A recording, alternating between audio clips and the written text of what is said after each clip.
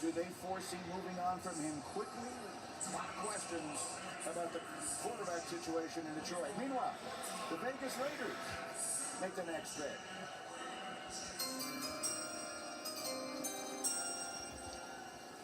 Hello, National Football League fans. Hello, arch enemy, Kansas City Chiefs fans.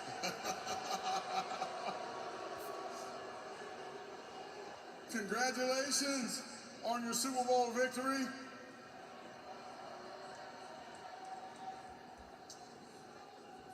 You know, in the National Football League, they have a saying called next man up. They say next man up.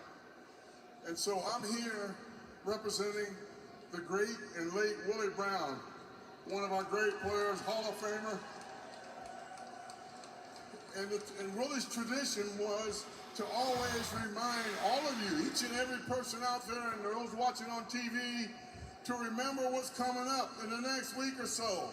Mother's Day is coming up.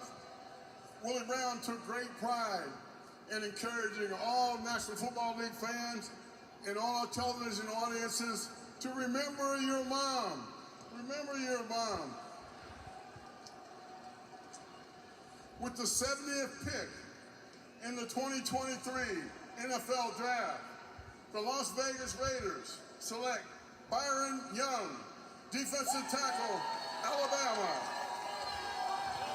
It's the story that you love. Go Raiders! He grew up in a town of fewer than 500 people in South Carolina, barely recruited, worked at a dollar store, walked on to junior college, ultimately made it to Tennessee, and look at him now, a third-round pick in the NFL Draft. Mel? Well, you see a kid here talking about you love that playing for Nick Saban. You playing that 3-4. He's got scheme versatility. He's not going to test great. I mean, versatility up front, 4-3, 4-3 end, 3-4 end against run. Play with good leverage, disengage quickly to make stops. Think about what he did with pass pressure. He gave you some. Not prolific in that area, but he's a professional approach. He works hard. He gets it. Knows what he has to do to be effective. Knows every trick in the book. Knows how to get leverage. Knows how to get a counter move. He's done a good job working with the ability he has to get the maximum out of that talent. Yeah, he's a smart football player. Yep. He just left me wanting a little bit more explosive.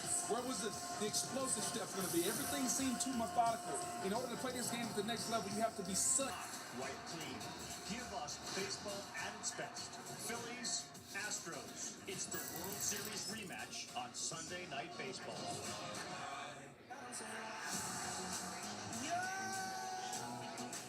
Let's go ball out. The schedule is released. Lots of great storylines. A rivalry game just the way we like it. All eyes on the quarterback. It's a true revenge game. Let's go! And it is caught. If you're a fan of football, this is the day.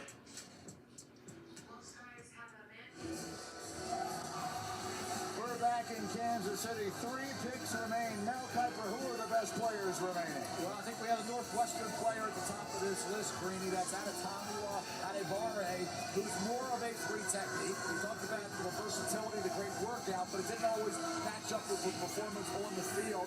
And you look at Keely Ringo and Darius Rush, 2 corners that have the size to match up against bigger receivers. And Blake Freeland, tremendously athletic. He's getting a little stronger through his technique. And Carrington Valentine, another long athletic corner from Kentucky, who had a solid season overall. So, of course, there will be rounds 4 through 7 tomorrow, and so much of the football roster is built out on that third day. But we still have a few picks to make tonight, Brooke. Yeah, and this is how you build depth in your football team. A lot of the guys that we're drafting now are guys that have things that they need to work on, guys that need to get bigger, stronger, get in better shape. But these are the core guys, special teams guys we're drafting now. They can contribute before they contribute on offensive defense. We just had a kicker from Michigan selected, and now let's see where the Raiders go here late in round 3. With the 100th pick in the 2023 NFL Draft, the Las Vegas Raiders select Tre Tucker, wide receiver, Cincinnati.